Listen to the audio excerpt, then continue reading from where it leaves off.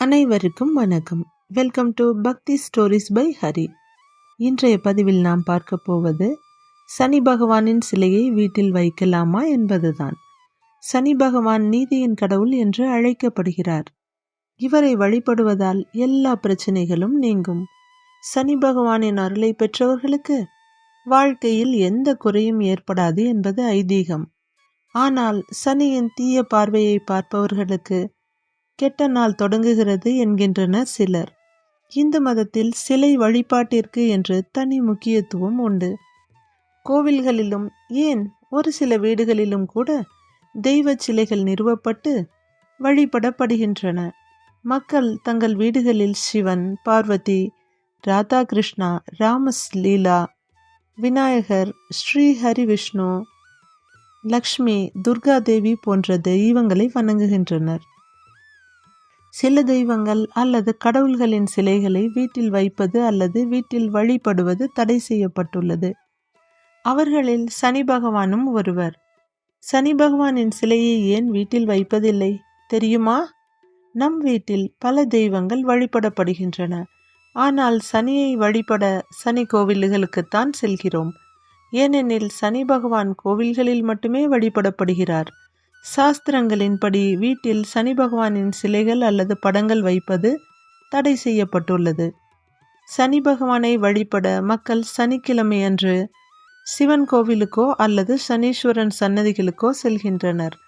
ஏனெனில் சனிக்கிழமை சனி பகவானை வழிபடுவதற்கு உரியது. சனி பகவானின் பக்தர்கள் கோவில்களுக்கு சென்று எல் தீபம் ஏற்றி வழிபடுகின்றனர். சனி பகவானை வீட்டில் வைத்து வழிபடக்கூடாது என்கிறது புராணம்.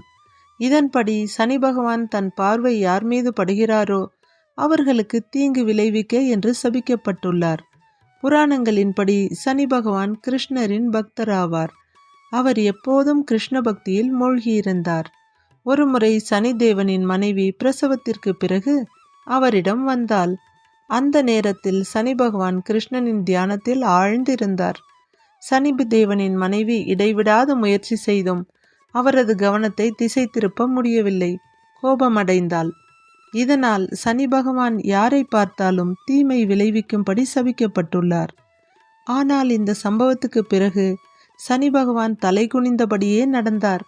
ஏனென்றால் அவர் பார்வை யாருக்கும் தீங்கு செய்யக்கூடாது என்ற நோக்கத்துடன் சுற்றி வருகிறார். இதனால் தான் சனி பகவானின் தீய பார்வையிலிருந்து தங்களை பாதுகாக்க மக்கள் தங்கள் வீடுகளில் சனி பகவானின் சிலைகளையோ படங்களையோ நிறுவுவதில்லை. ஆகவே கோவிலுக்கு சென்று அங்குள்ள சனி பகவானை வழிபடுங்கள். பூஜை செய்யும் போது சனி பகவானின் பாதங்களை மட்டுமே பார்க்க வேண்டும், கண்களை பார்க்கக்கூடாது என்பதும் நம்பிக்கை.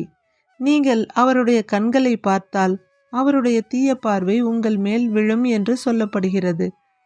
இந்த கதையில் இவ்வாறு சொல்லப்பட்டிருந்தாலும் நீதிமான், நேர்மை தவறாத சனி பகவானின் பார்வை தீயவர்களையும் கெடுதல் செய்பவர்களையும் மட்டுமே பாதிக்கும்.